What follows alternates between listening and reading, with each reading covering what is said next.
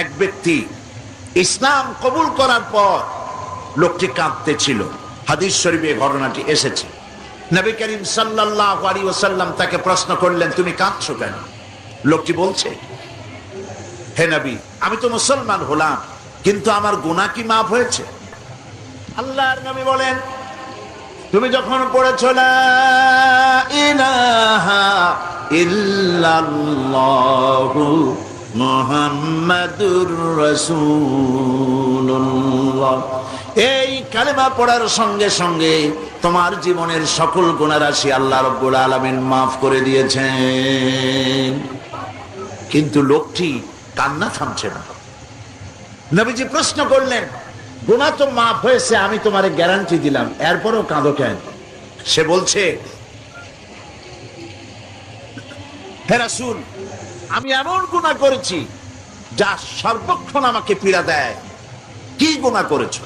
সে বলল যে আমি, আমার স্ত্রী গর্ভবতী ছিল, গর্ভাবস্থায় তাকে রেখে আমি ব্যবসা করতে গিয়েছিলাম। ফিরে যখন এসেছি অনেকদিন পর স্ত্রী খবর দিল তার এক মরা সন্তান হয়েছে। আমি ভুলে গেলাম বিষয়। বেশ কয়েক বছর পর আমার ঘরে একটি ফুটফুটে সুন্দরী ছোট্ট একটি মেয়ে দৌড়দৌড়ি করতে দেখলাম। আমার খুব আগ্রহ হলো মেয়েটাকে দেখতে। আমি প্রশ্ন করলাম বউকে, এ মেয়েটি কার? বউ কাছে এসে বলল, এ মেয়েটি তোমারই। সেদিন আমি মিছে কথা বলেছিলাম, মেয়ে হয়েছে এটা যদি তুমি শুনতে পারো তো মেরে ফেলে দেবে।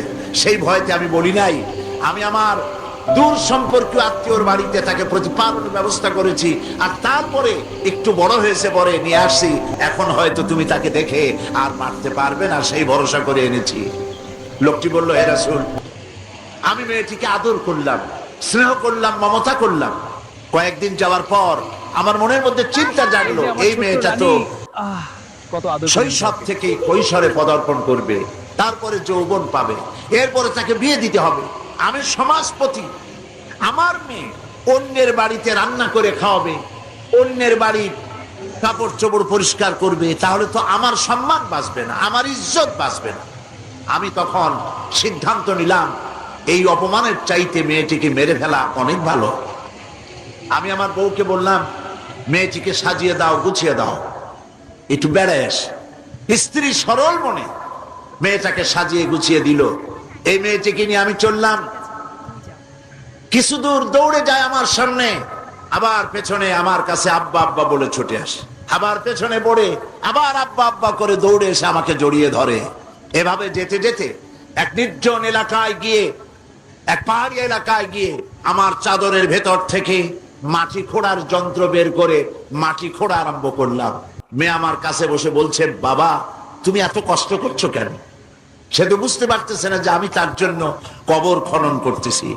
আমি মাটি খুঁড়তেছি, মাটি এসে আমার জামায় লাগে, দাড়িতে লাগে, আর আমার মেয়ে আমার পাশে বসে আমার দাড়ি থেকে, জামা থেকে ধুলাবালি সরায় দিচ্ছে আর বলছে, বাবা তুমি এত কষ্ট করছো কেন?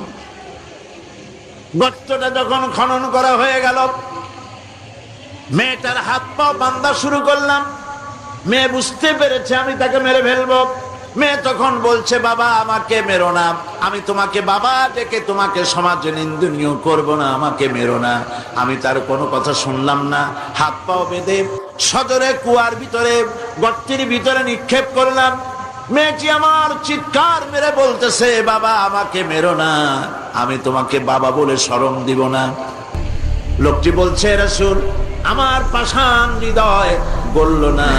শেষবারের মতো একটা পাথরকে উঁচু করে আমি আমার মেয়ের মস্তককে লক্ষ্য করে এই পাথর সজোরে নিক্ষেপ করলাম। মেয়ের বুক ফেটে রক্ত ফিনকি দিয়ে বেরিয়ে গেল, আর মেয়ের মুখ থেকে আব্বা বলে একটা চিৎকার বেরোলো।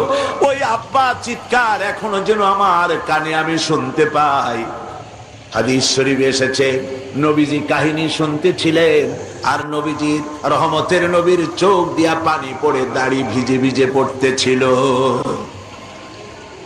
এমন সময় ছিল যখন নারীদের কোনো সম্মান ছিল না, ইজ্জত ছিল না। নারীর সম্মান কে দিল? আল্লাহ দিলে। বলেন কে দিলেন? আজ